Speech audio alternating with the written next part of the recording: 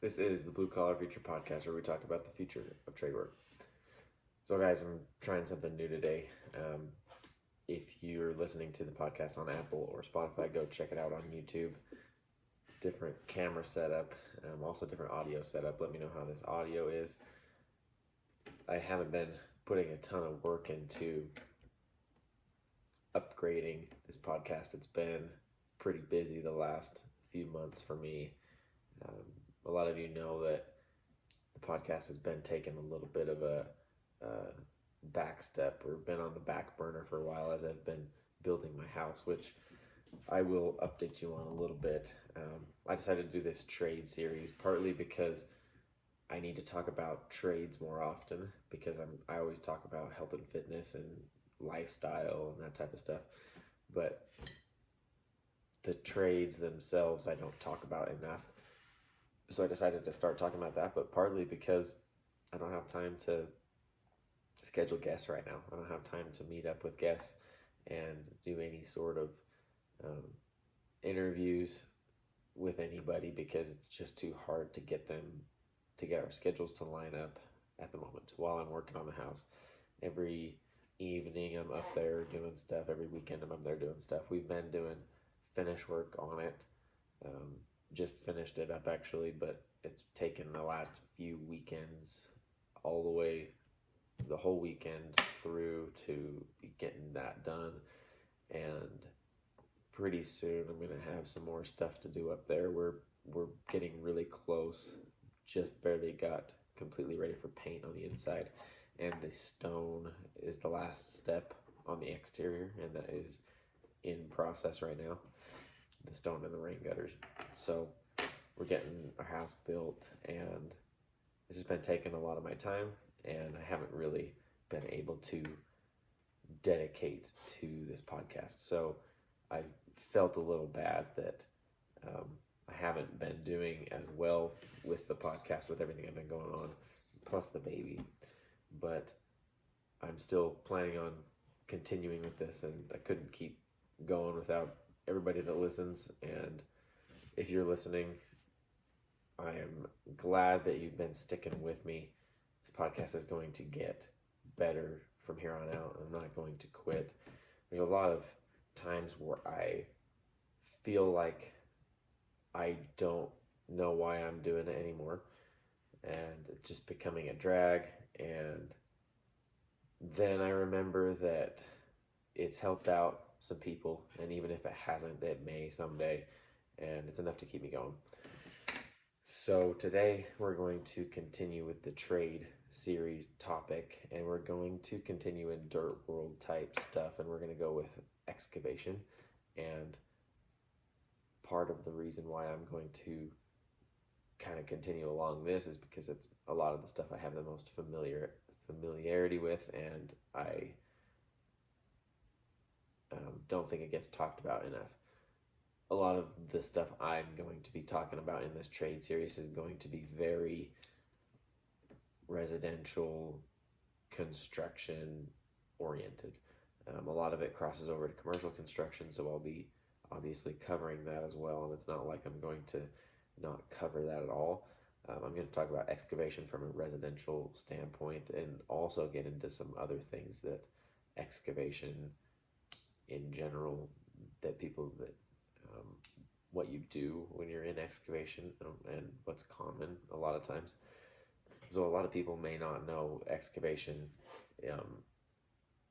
Excavators are typically involved in every phase of a project on a house. For example, framers, they're only really one tiny stage of the house. Once the foundation and the concrete floors are done, the framers come in and build all of the walls and the roof and everything. They come back after plumbing, HVAC electrical comes in, and then they frame around HVAC in the ceiling if you happen to have HVAC running through your ceiling, and they do what's called ceiling drops. And they also will fix or move walls if they have to, if it's in the way of any plumbing or HVAC. So framers are really only involved in this little spot. And a lot of times they will set doors and windows, but that's also in the framing stage. Concrete, you know, flat work is at the very front of the project and at the very end of the project. We're at the front where the foundation's just barely done. We do the concrete floor inside, and at the very end, doing exterior stuff. Sometimes people do all of the concrete flat work up front, but that usually just means that the exterior stuff like the driveway will just get beat up, especially here where we have pretty harsh winters, and if we're going into winter, all of the subcontractors will just work on top of the driveway and just destroy it from working in the snow on the driveway, and nobody really cares, and pulling in over it and all of that. Excavators are typically involved in just about every aspect of a project. They dig the hole for the footings to start and the foundation to go up. They come back in and they backfill. They also run the sewer and water connections, which a lot of people don't necessarily realize. Most of the time the excavators will hook up your sewer and your water to the road. So they're also, you know, dealing with services. So it'll be excavation and utility services is what most excavators do. And, you know, like I said, they go back through and backfill and gravel and get ready for concrete, the flat work.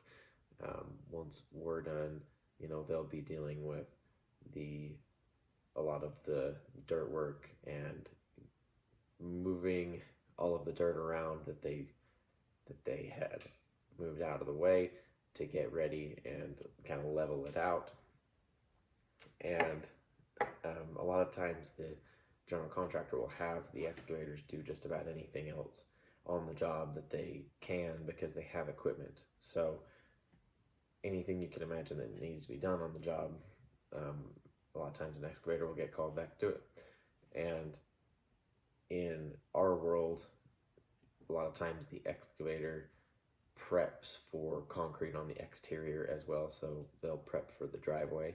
They will, you know, excavate and bring gravel back in for us to pour on top of. So they're also doing that as well. Excavation is a very, I would say, diverse trade that a lot of people don't think about.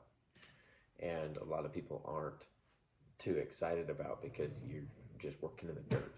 But it's working with big equipment, and you see a lot of progress almost immediately. And I think that's what a lot of people like to do, but maybe they get pushed away because of the fact that you're working in the dirt. Excavators, working for an excavation company, a lot of times you're going to have laborers, obviously, but you're going to have equipment operators, and you're going to have dump truck operators if you're big enough, or your equipment operators are also going to be your dump truck operators. So your equipment operators are going to be bringing in gravel, dirt, fill material, anything that they need. And they're also going to be running the equipment to dig that up. They're going to be hauling out material, and also, if you're living up on a hill, building rock walls to retain all of the mountain. Say if you're up on a hill, they're going to excavate an area for the house to sit, and any dirt that can't be backfilled, because a lot of times they need to bring in better material to backfill.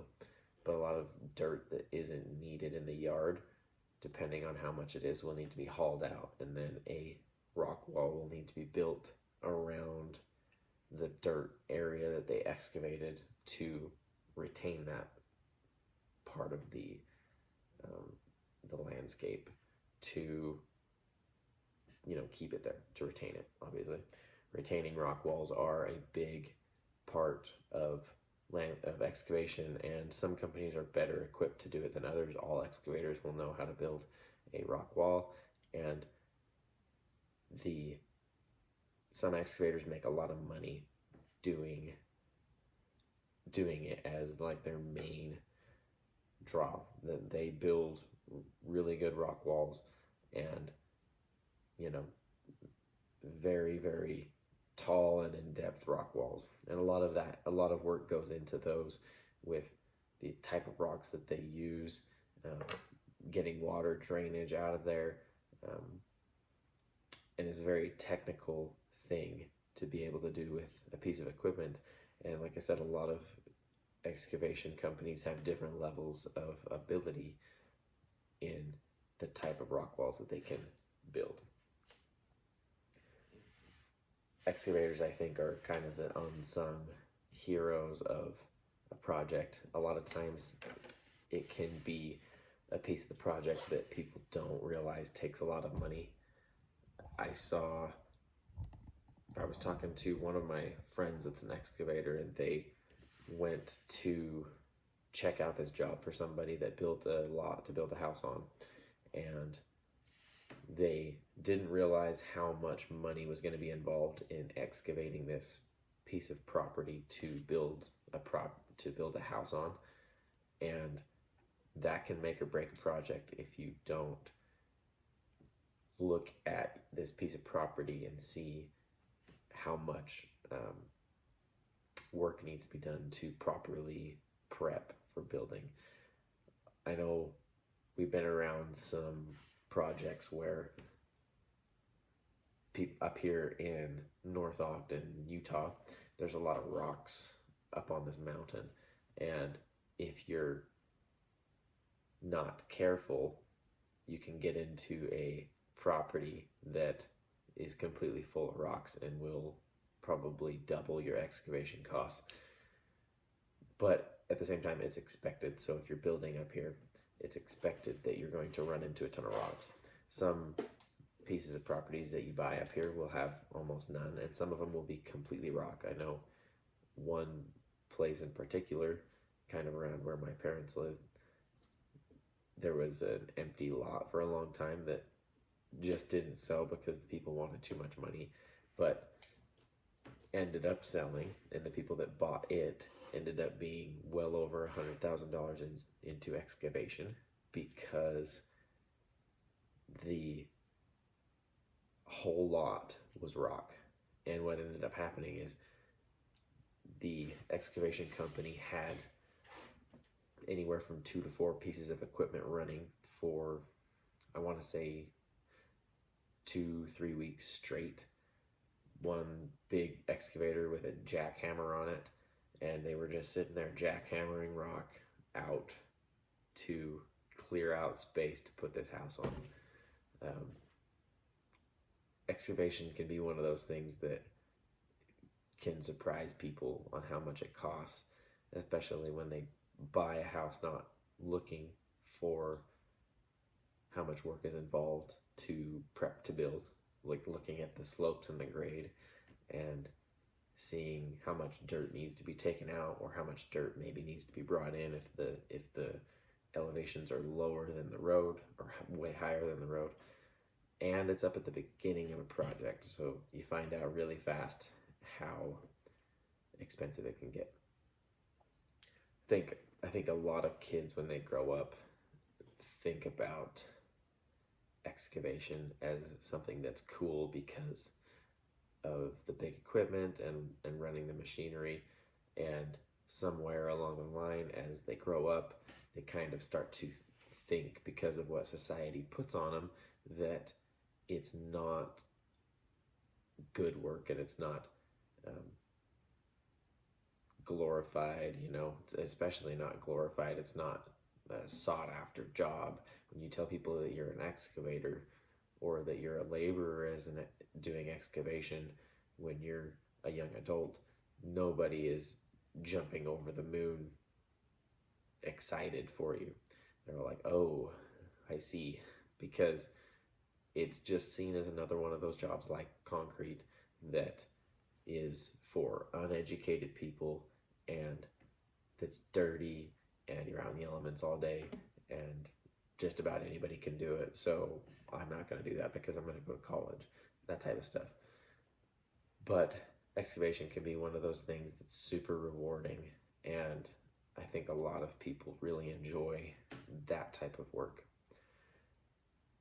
And I know that a lot of times I've looked at excavation as being something that we could branch out into. For example, I know earlier I talked about how landscaping, concrete, and excavation are all things that can intertwine and intermingle. A lot of times you'll see landscapers that also do excavation, landscapers that do concrete.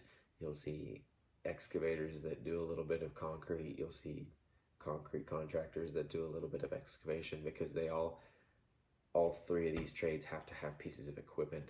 So depending on the scale and depending on their background and skill level, they can also branch out into these other trades. Excavation has seemed to me like one of these things that we could do and I'd be interested in. And I think a lot of people are. And if you're interested in going into an excavation job, excavation career, don't be afraid because it's dirty and you're outside all day. It is a very good thing to be a part of, and learning how to run equipment can transfer you just about anywhere else. Any mining facility, if you want to go industrial, any mining facility has a lot of equipment operators and excavators working there around the clock, taking dirt out. Anytime you're working with like a cement, like a concrete plant, or a gravel pit, like all of that type of stuff, you see these things on in your communities and up in the mountains, and people don't realize how much work goes into those, but there's always equipment operators there, excavators, basically, people who probably started off in excavation, and if not, worked their way up there operating equipment. But being an equipment operator can transfer your skills across just about any industry and all sorts of different trades in the dirt world. And if you are interested in all of that dirt world type stuff, go follow Aaron Witt if you haven't already, or my friend Chell Gerber, the blue collar photographer, because they're always out there taking photos and basically documenting the dirt world. Hope you guys enjoyed this episode today, and let me know what you think. Let me know what trade you think that I should take on next. This is partially in a way to help people decide whether or not they want to get into a trade and what trade they want to get into, because a lot of people have a hard time with it. And I'm going to be going off of my experience and my expertise on this kind of solo series, and then I plan on bringing in people from each different trade to talk about their job specifically, what they like about it, what they don't like, what they wish they had done, all of that type of stuff, and keep it really trade specific, because all of my interviews have been all over the place, and we always end up veering away from work and going towards health and fitness and lifestyle and all of that type of stuff, which is good. And I will still be talking about that a little bit because I think it's super important and not talked about enough. But we're going to keep a very, very trade specific theme for a while. So let me know what you think. If you got anything out of this, share it with a friend who you think will get something out of it. And as always, thank you for your support, and we'll see you next time.